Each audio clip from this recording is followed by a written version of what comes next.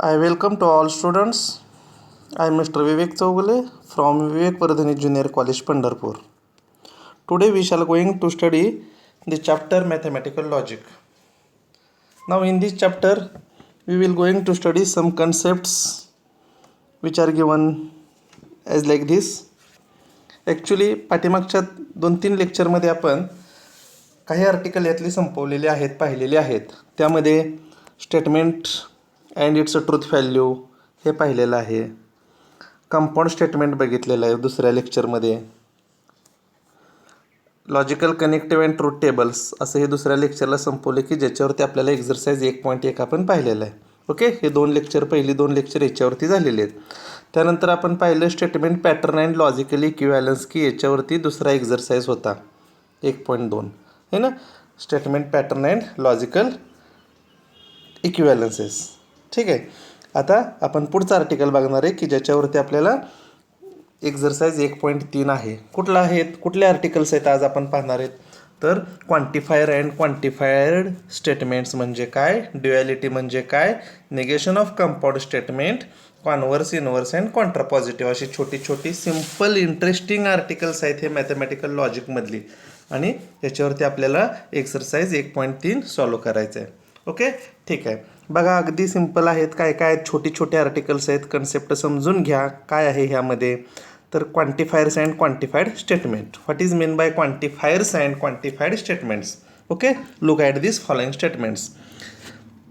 Given statement P is there exists an even prime number in the set of natural numbers and Q is the second statement all natural numbers are positive.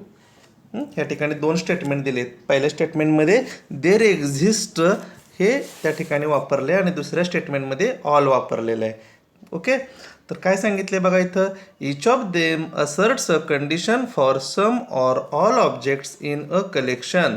Words there exist and for all are called as quantifiers. तर अशा ह्या स्टेटमेंटमध्ये वर दिलेल्या 2 स्टेटमेंटमध्ये आपल्याला काय केलेलं आहे, हे जे कलेक्शन्स आहे सेटचं ह्यामध्ये 2 प्रकारचे वर्ड्स वापरलेत. एक देअर एक्झिस्ट वापरले आणि दुसऱ्या स्टेटमेंटमध्ये फॉर ऑल किंवा ऑल या ठिकाणी असं वापरलेलं आहे, वर्ड वापरलेले आहेत. तर जेव्हा देअर एक्झिस्ट वापरलं जातं याचा अर्थ कमीत कमी एक तरी त्या कलेक्शनमध्ये अशी किंमत असते की असा अर्थ असतो त्या देअर एक्झिस्टचा.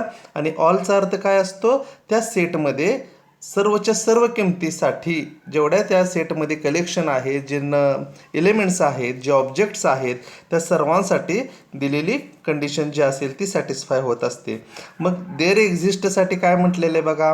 तर there exist is called existential quantifier and is denoted by the symbol as like this. Capital E काढायचा उलट दिशेने. And for all is called as universal quantifier and is denoted by for all as like this. ह्या सिम्बॉलनं दाखवायचं. उलटा capital ए काढायचा, म्हणताना त्याला for all असं म्हणायचं. ओके, नाव statement involving quantifiers are called quantified statement.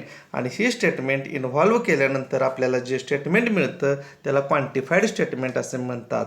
म्हणून आपल्या आर्टिकलचंच नाव आहे क्वांटिफायर्स अँड क्वांटिफाईड स्टेटमेंट. म्हणजे क्वांटिफायर्स किती झाले, 2 झाले. एक देअर एक्झिस्ट आणि दुसरं फॉर ऑल. तर अशा पद्धतीनं इथं लिहिलं बघा आपण पुढच्या ह्याच्यामध्ये. There are 2 quantifiers. For all symbol as like this. This is called universal quantifier and there exist that is called as existential quantifier. आणि ही क्वांटिफायर वापरून जे सेंटेन्समध्ये वापरून जे स्टेटमेंट तयार होतं त्याला क्वांटिफाईड स्टेटमेंट असं म्हणतो. Therefore we write here an open sentence with quantifier become a statement and is called as quantified statement. Okay, समजलं. फॉर ऑल आणि देअर एक्झिस्टचं मिनिंग लक्षात घ्या. सेटमध्ये असतं, कलेक्शनमध्ये असतं, त्या ठिकाणी जे एलिमेंट्स असतात त्या एलिमेंट्ससाठी 2 प्रकारचे क्वांटिफायर वापरून दिलेलं जे ओपन सेंटेन्स आहे त्याला स्टेटमेंटमध्ये कन्वर्ट करायचं. ॲक्च्युली हे यूज न करता जे सेंटेन्स दिलेलं असतं ते ओपन सेंटेन्स असतं. ओपन सेंटेन्स कशाला म्हणायचं आपण पाठीमागं पाहिले की जे आपण डिफाईन करू शकत नाही, ट्रू का false. This is not statement of logic. पण हे एक्झिस्टन्शियल किंवा युनिव्हर्सल क्वांटिफायर वापरल्यानंतर त्या ठिकाणी त्याची ट्रूथ व्हॅल्यू डिफाईन होते, म्हणून त्याला क्वांटिफाईड स्टेटमेंट असं म्हणायचं. एखादं एक्झाम्पल आपण घेऊ म्हणजे क्लिअर होऊन जाईल. बघा इथं if A is equal to एक सेट दिलेला आहे 1 2 3 4 5 6 7 आणि determine the truth value of the following. खाली दिलेले ह्या स्टेटमेंटची ट्रूथ व्हॅल्यू डिटरमाइन करायचे, डिफाईन करायचे. आता इक्वेशन काय दिले बघा इथं, x minus 4 is equal to 3 अशा पद्धतीनं तिथं इक्वेशन दिलेलं आहे. हे ओपन सेंटेन्स आहे, फक्त एवढं जरी आपण विचार केला तर x minus 4 is equal to 3, कारण एक्सच्या किमतीवर ठरणार आहे ते ट्रू आहे का फॉल्स. पण इथं स्टेटमेंटमध्ये त्यांनी काय केलेले आपल्याला या ठिकाणी क्वांटिफायर वापरून इक्वेशन असं तयार केले की there exist x belongs to A such that x minus 4 is equal to 3. याचा अर्थ एक्सची ए ह्या सेटमध्ये एक तरी कमीत कमी अशी किंमत आहे की ती किंमत या ठिकाणी ठेवल्यानंतर हे इक्वेशन सॅटिस्फाय होतं.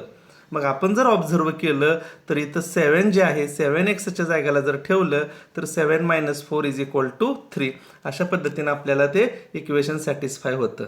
बरोबर आहे. म्हणजे फक्त x minus 4 is equal to 3 घेतलं असतं तर ओपन सेंटेन्स, पण हे ओपन सेंटेन्समध्ये क्वांटिफायर वापरलेला आहे आणि मग त्याचं स्टेटमेंटमध्ये कन्व्हर्शन झालं लॉजिकच्या स्टेटमेंटमध्ये, आणि मग ते ट्रू आहे का फॉल्स हे आपला पुढचा भाग आहे. म्हणजे त्याच्यावरून आपण ठरवू शकतो ते ट्रू आहे का फॉल्स.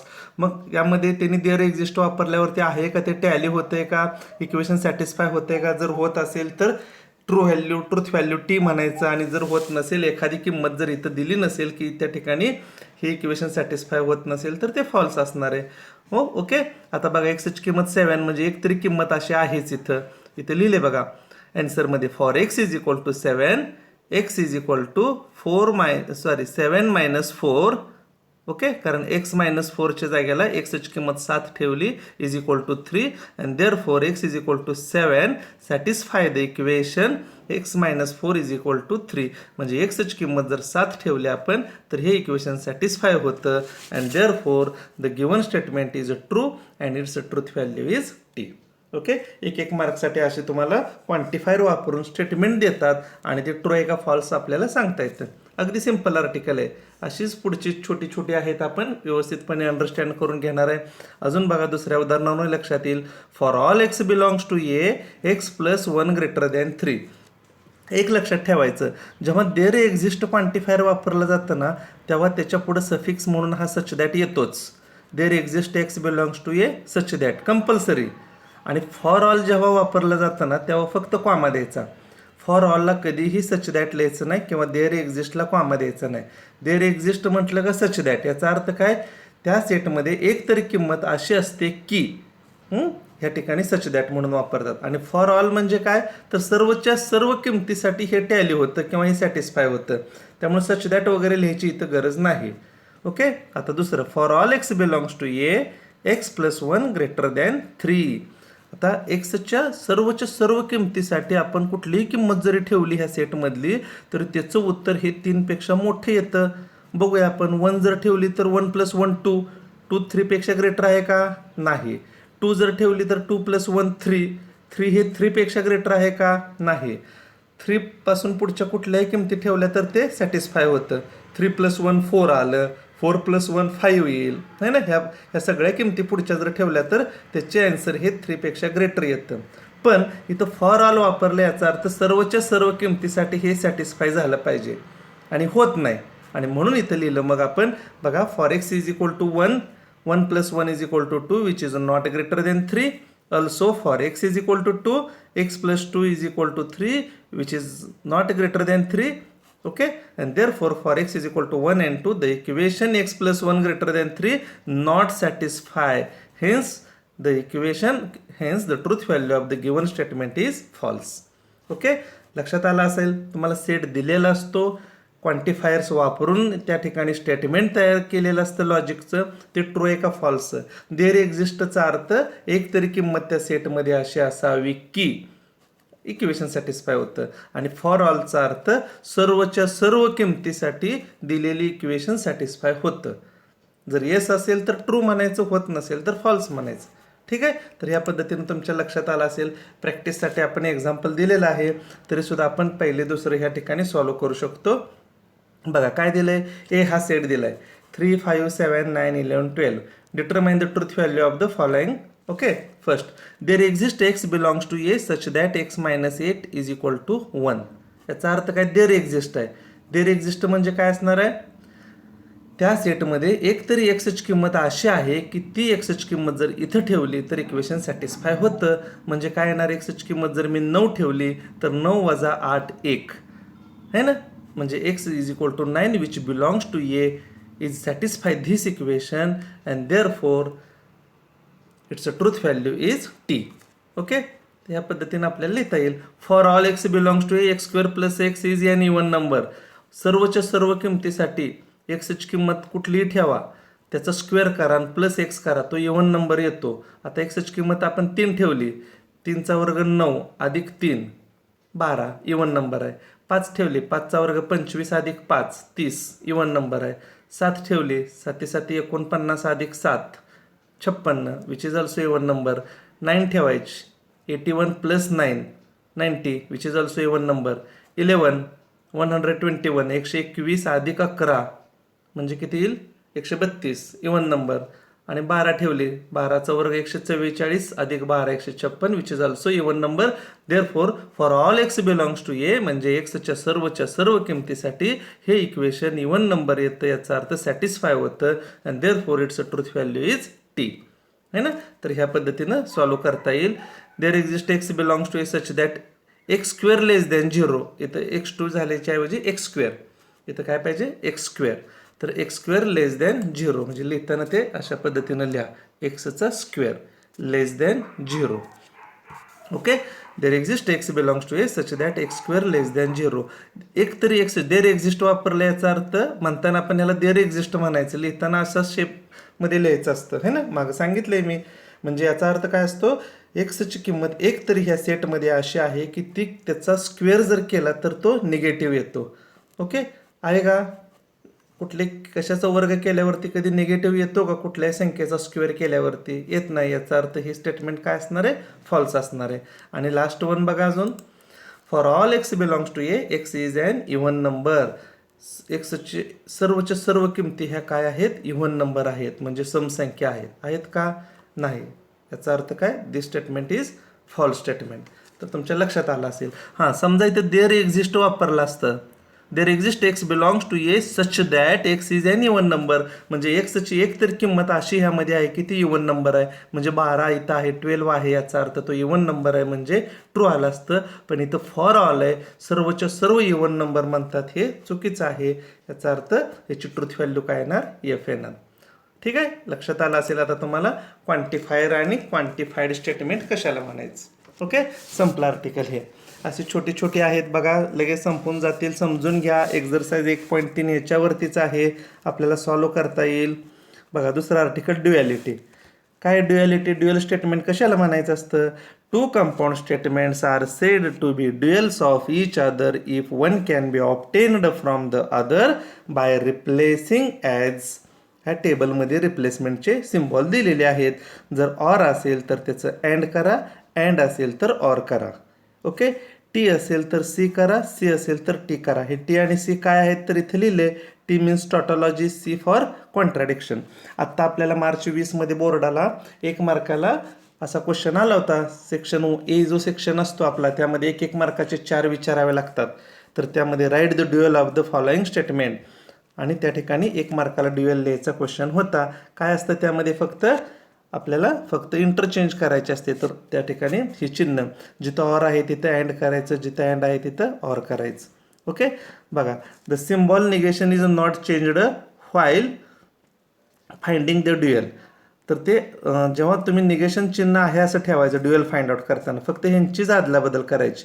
ऑर आणि अँड, अँड आणि ऑर, टीची आणि सी, तसंच सी आणि टी यांची अदलाबदल करू. फॉर एक्झाम्पल बघा, the dual of negation P or Q is negation P and Q. Okay, तर ह्या पद्धतीनं आपल्याला निगेशन करता येईल, सॉरी ड्युअल करता येईल. ऑर असेल तर अँड फक्त करायचं. निगेशन पुन्हा ते स्टेटमेंट लेटर्स वगैरे सगळं हाय असं ठेवायचं. फक्त एवढं कुठं दिसतंय बघायचं आणि त्याचं ते इंटरचेंज साईन वापरायचं. फक्त ऑर आणि अँड करायचं, जिथं अँड असेल तिथं ऑर. पुढं टी ऑर पी आहे. आता टी आणि सीची रिप्लेसमेंट असते, म्हणून टीच्या जागेला सी, ऑरच्या जागेला अँड होईल, P as it is. T and P ह्याचं निगेशन टीच्या जागेला सी होईल, अँडचं काय होईल, ऑर होईल. आणि पी ॲज इट इज. लक्षात ठेवायचं निगेशन आणि स्टेटमेंट लेटर्स आहे असे ठेवायचे. फक्त अँड आणि ऑरची अदलाबदल करायची, टी आणि सीची अदलाबदल करायची. This is called dual of the statement. Okay, लक्षात आलं ड्युअल कशाला म्हणायचं. ठीक आहे, आता ह्याच्यावरचं सुद्धा आपल्याला एक्झाम्पल बघता येईल. बघा, write the dual of the each of the following. पटपट पटपट आपल्याला सांगता येतील. काय असणार आहेत बघा. पहिलं P and Q or R आहे. कसं लिहिता येईल. पी ऑर क्यू आहे का नाही ब्रॅकेटमध्ये, पी ऑर क्यू, कारण या ठिकाणी अँडचं ऑर होईल. पुढं काय बघा, ऑर आर आहे, ऑरचं काय होईल अँड. झालं, सिम्पल आहे, 1 मार्कासाठी. फक्त अँड आणि ऑरच्या अदलाबदल, जिथं अँड आहे तिथं ऑर करायचं, जिथं ऑर आहे तिथं अँड करायचं, या पद्धतीनं. लक्षात आलं. दुसरं बघा, टीच्या जागेला काय लिहायचं आहे आपल्याला, सी लिहायला लागेल है ना. टीच्या जागेला सी सांगितलं, सी अँड, कारण तिथं ऑर आहे. ब्रॅकेट सगळं आहे असं ठेवायचं. स्टेटमेंट लेटरसुद्धा आहे असेच. पी ऑर आहे, ऑरचं काय होणार अँड, आणि क्यू ॲज इट इज. झालं, दिस इज द ड्युअल. म्हणजे अशा पद्धतीनं आपल्याला फक्त ऑर अँड फक्त ब्रॅकेट सगळं आहे असं ठेवायचं. ह्या पद्धतीने हे तुम्हाला सॉल्व करता येईल. ओके, ठीक आहे. आता आपण झालं सेकंड आर्टिकल बी संपलं ड्युअल. पहिलं आपण काय संपवलं, क्वांटिफायर्स अँड क्वांटिफाईड स्टेटमेंट कशाला म्हणायचं. 2 प्रकारचे क्वांटिफायर्स असतात आणि हे दुसरं काय झालं आता ड्युअल झालं. ठीक आहे. Next third one, negation of compound statement. हे महत्त्वाचं आर्टिकल आहे. जसं तुम्ही ट्रूथ टेबलमध्ये 5 प्रकारचे रूल्स लक्षात ठेवलेले आहेत ने. कंजक्शन डिसजंक्शनचं ट्रूथ टेबल, कंजक्शनला दोन्ही टी असेल तर टी, डिसजंक्शनला दोन्ही एफ असेल तर एफ है ना, निगेशनला टी असेल तर एफ, एफ असेल तर टी. त्यानंतर कंडिशनल स्टेटमेंटला टी एफ असेल तरच एफ, आणि बाय कंडिशनल स्टेटमेंटला दोन्ही सेम असेल तरच टी, आहे की नाही. असे जसे 5 रूल तिथे लक्षात ठेवले, तसे निगेशन ऑफ कंपाऊंड स्टेटमेंटचे हे 5 रूल. ओके, लॉजिक चॅप्टरमध्ये ते 5 आणि हे 5 केलं का अगदी परफेक्ट होत आहे. तुमचं लॉजिकमध्ये काही अडचण येणार नाही कुठेही. फुल क्रेडिट तुम्हाला हे हा चॅप्टर मार्क्स मिळवून देतो. ओके, आता निगेशन ऑफ कंपाऊंड स्टेटमेंट कशाला म्हणायचं, तर आपण निगेशन सिम्पल स्टेटमेंटचं बघितलं. For example 2 is even prime number, तर त्याचं निगेशन काय, 2 is a not even prime number, आहे की नाही. फक्त क्रियापदाच्या पुढे not. Mumbai is capital of Maharashtra, Mumbai is not capital of Maharashtra. 2 + 2 = 4, 2 + 2 is not equal to 4. असं निगेशन म्हणजे सिम्पल स्टेटमेंट, क्रियापदाच्या पुढे फक्त नॉट लिहायचं म्हणजे त्याला निगेशन म्हणायचं. पण जेव्हा तुम्हाला कंपाऊंड स्टेटमेंट दिलं जातं, कंपाऊंड म्हणजे 2 स्टेटमेंटचं कॉम्बिनेशन आणि मध्ये कनेक्टिव्ह असतात, अँड असतं, ऑर असतं, इफ देन किंवा डबल इम्प्लाइज, असं जेव्हा वाक्य दिलेले असतात तेव्हा त्याचं निगेशन कसं लिहायचं, त्याचे आपण ट्रूथ व्हॅल्यू काढायला शिकलो कंपाऊंड स्टेटमेंट ट्रूथ टेबलच्या सहाय्यानं. पण निगेशन कसं लिहायचं, तर हे 5 रूल आहेत त्याचे. कंजक्शनचं निगेशन म्हणजे काय, डिसजंक्शनचं म्हणजे काय, निगेशनचं काय, कंडिशनल आणि बाय कंडिशनल काय रूल आहेत बघूया आपण. अगदी परफेक्ट झाले पाहिजेत आणि पाठ झाले पाहिजेत हे. बघा, negation of P and Q, ब्रॅकेटमध्ये पी अँड क्यू आहे म्हणजे कंजक्शन स्टेटमेंट अँडच्या स्वरूपात दिले, तर त्याचं निगेशन लिहायचं म्हणजे हा रूल काय सांगतो, तर दोन्ही सब स्टेटमेंट जे आहेत त्या दोन्हीला पण निगेशन द्यायचं आणि अँडचं काय होतं ऑर करायचं. म्हणजे दोन्ही स्टेटमेंटचं निगेशन म्हणजे सब स्टेटमेंट आहे ती दोन्ही. क्रियापदाच्या पुढं पहिल्या स्टेटमेंटला बी नॉट लिहायचं आणि दुसऱ्या स्टेटमेंटच्या पुढं पण नॉट लिहायचं, आणि अँड असेल तर ऑर करा, ऑर असेल तर अँड करा. असं कंजक्शन आणि डिसजंक्शनचा मस्तपैकी हा रूल आहे. आणि ह्या दोन्हीला कंबाईनमध्ये काय म्हटलं जातं, this 2 statement pattern are called as De Morgan's laws. हे नाव माहितीसाठी असू द्या, डी मॉर्गन्स लॉज. आपण जर याचा ट्रूथ टेबल जरी बघितलं, लॉजिकल इक्विव्हॅलंट लेफ्ट हँड आणि राईट हँड, तरी तुम्हाला प्रूव्ह होतंच ते. आणि एका प्रॅक्टिस एक्झरसाइजमध्ये मी तुम्हाला हेच दिलेलं आहे प्रूव्ह दॅटमध्ये. तुम्ही पाठीमागचं लेक्चर बघितलं तर त्यामध्ये दिसेल तुम्हाला होमवर्क जो तुम्हाला दिलेला आहे एक्झरसाइज प्रॅक्टिससाठी, त्यामध्ये प्रूव्ह दॅट आणि असं हे दिलेलं आहे, हाच रूल दिला आहे तिथं. तर ह्याचं लास्ट एंट्री आणि याच्या लास्ट एंट्रीच्या कॉलम जे आहेत ते आयडेंटिकल येतात, त्यामुळे हे दोन्ही इक्विव्हॅलंट असतात. ओके, कंजक्शन आणि डिसजंक्शन व्हाईस वर्सा आहेत, दोन्ही लक्षात येईल. प्रत्येकाला निगेशन द्यायचं, अँड असेल तर ऑर होईल, ऑर असेल तर अँड होईल. ओके, ठीक आहे. आता निगेशन, एखादं स्टेटमेंट देतानाच तुम्हाला नॉटच्या स्वरूपात दिलं, निगेशन ऑफ निगेशन पी. एखादं देताना 7 इज नॉट प्राईम नंबर देताना स्टेटमेंट निगेशनमध्ये दिलं, तर त्याचं निगेशन लिहिताना काय करायचं, तर ते नॉट काढून टाकायचं. नॉट असं 2 वेळा लिहायचं नाही, तर 7 इज नॉट प्राईम नंबरचं निगेशन 7 इज प्राईम नंबर. असं सिम्पल स्टेटमेंटला सिंगल स्टेटमेंटमध्ये नॉट असताना तुम्हाला निगेशन काढायचं असेल तर ते नॉट काढून टाकायचं. ओके, ह्या पद्धतीनं म्हणजे शत्रूचा शत्रू मित्र, करेक्ट. त्या पद्धतीनं आपल्याला हे डिफाईन होतं निगेशन. ओके, आता कंडिशनल आणि बाय कंडिशनल व्यवस्थित रूल लक्षात ठेवा. कन्फ्युजन अजिबात करायचं नाही. इम्प्लाइज कंडिशनल स्टेटमेंट आहे. कंडिशनलचं निगेशन लिहिताना विशेष म्हणजे बघा, कंडिशनल स्टेटमेंट म्हणजे इफ देनमध्ये असतं, पण त्याचं निगेशन लिहिताना पुढं कुठंच कंडिशनल नाही, त्याचं कंजक्शनमध्ये कन्व्हर्शन होतं निगेशन लिहिताना. बघा, म्हणजे इथं जर एखादं तुम्हाला कंडिशनल स्टेटमेंट दिलं, if sequence is convergent then it is bounded, त्याचं जर निगेशन लिहायचं असेल तर हे इकडं स्टेटमेंट दिलं आहे ते तुम्हाला इफ देनमध्ये दिलं आहे, पण त्याचं निगेशन लिहायचं आहे ते इफ देनमध्ये येणार नाही. तर आधी sequence is convergent and it is not bounded, म्हणजे पहिल्याला बी निगेशन घ्यायचं नाही, पहिले पी स्टेटमेंट हाय असंच ठेवायचं, अँड वापरायचं. म्हणजे जरी इकडं कंडिशनल असलं इफ देन तरी निगेशन लिहिताना अँड होतं आणि दुसऱ्याचं तुम्हाला काय करावं लागतं, निगेशन लिहायचं. म्हणजे write the negation of the following statement if sequence is convergent then it is bounded असेल तर काय लिहिणार तुम्ही, सिक्वेन्स इज कॉन्व्हर्जंट अँड किंवा but it is not bounded. ह्या पद्धतीनं. इफ देनमध्ये आलं का हे वाक्य, नाही, तर कंडिशनलला व्यवस्थितपणे लक्षात ठेवा. आणि हे लक्षात आलं का बाय कंडिशनलचं, सिम्पलच आहे. बघा, इफ अँड ओनली इफचं स्टेटमेंट असतं देताना पी डबल इम्प्लाइज क्यूमध्ये आणि त्याचं निगेशन लिहायचं आहे. तर पी अँड निगेशन क्यू म्हणजे हा ब्रॅकेट याचा जो आहे कंडिशनलचा तो इथं आहे असं राहिला, पी अँड निगेशन क्यू, परत ऑर लिहायचं आणि क्यू अँड निगेशन पी म्हणजे पी आणि क्यूची फक्त अदलाबदल करायची दोन स्टेटमेंटची. असं पूर्णपणे हे बाय कंडिशनलचं निगेशन असतं. तर अतिशय महत्त्वाचे हे 5 रूल आहेत. जसे तुम्ही ट्रूथ टेबल 5 पाठ केलेत, लक्षात ठेवलेत, तसे हे तुम्हाला ह्या पद्धतीनं डिफाईन करावे लागतील. पाठ असणं गरजेचं आहे, कारण एक्झाम्पल सोडवताना ह्या रूलच्या सहाय्यानंच तुम्हाला निगेशन लिहायचं. ठीक आहे. आता क्वांटिफायर तर आपण पाहिलेलेच आहेत. ओके, तर निगेशन लिहिताना काही वेळेस अशी वाक्य देतात, अशी स्टेटमेंट देतात की त्यामध्ये कनेक्टिव्ह नसतात, लॉजिकल कनेक्टिव्ह नसतात. तिथे and or if then if and only if हे नसतात. काही वेळेला असे त्या ठिकाणी वर्ड्स आलेले असतात, ऑल स्टुडंट्स आर सिन्सिअर. आता इथं कुठलंच कन्सेप्ट नाही, कुठलंच लॉजिकल कनेक्टिव्ह नाही.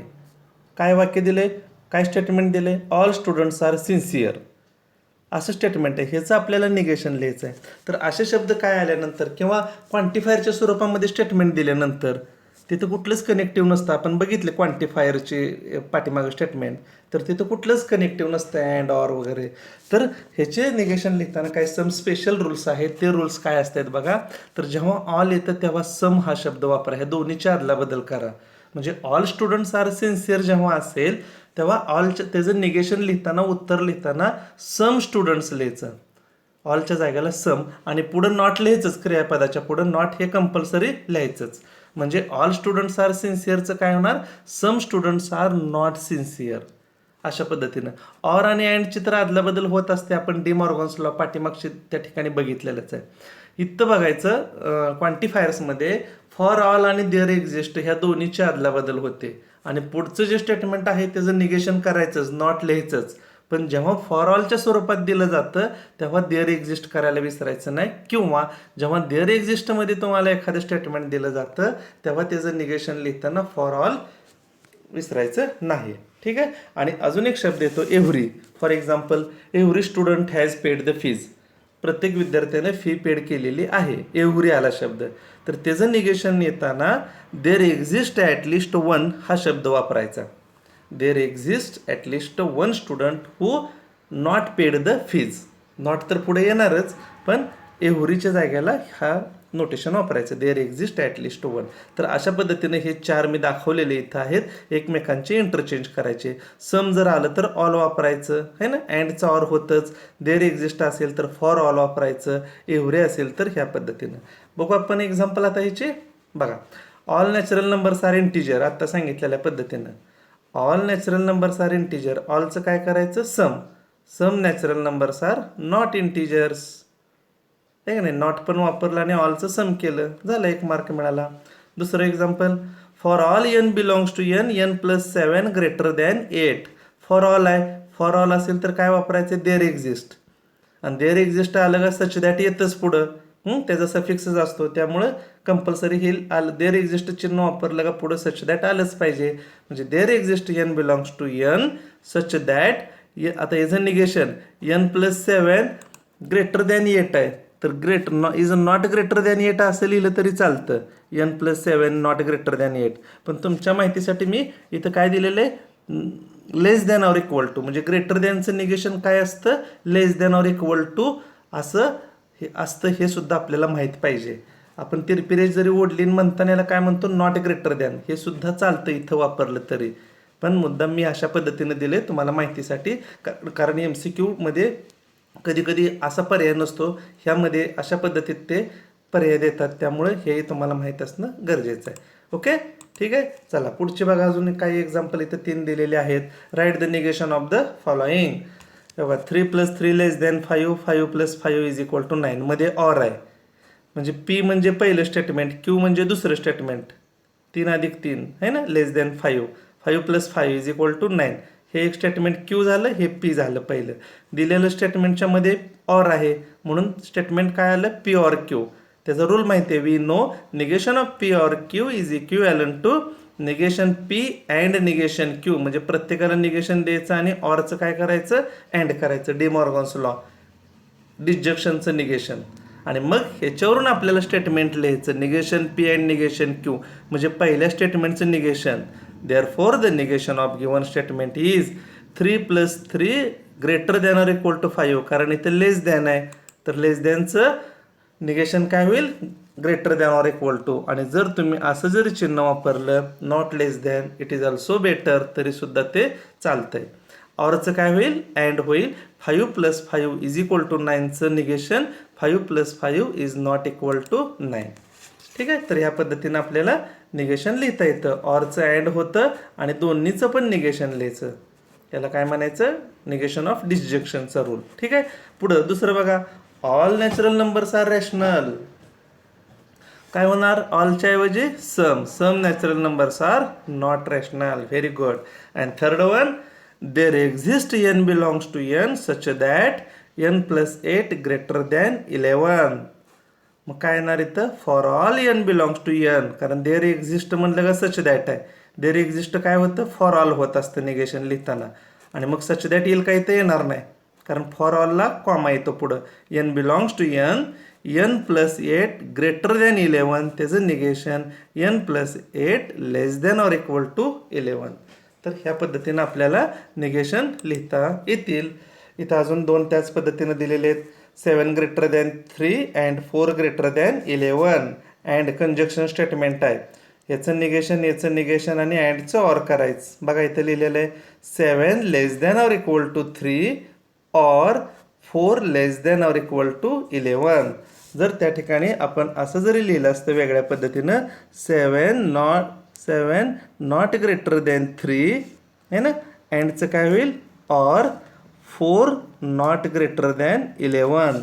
तर ह्या पद्धतीनं लिहिलं तरी चालतं. पण नॉट ग्रेटर दॅनच्या ऐवजी आपण काय वापरलं इथं, less than or equal to आहे ना, less than or equal to, less than or equal to. ठीक आहे. आता इफ देनचे एक स्टेटमेंट दिले, if diagonals of parallelogram are perpendicular then it is rhombus.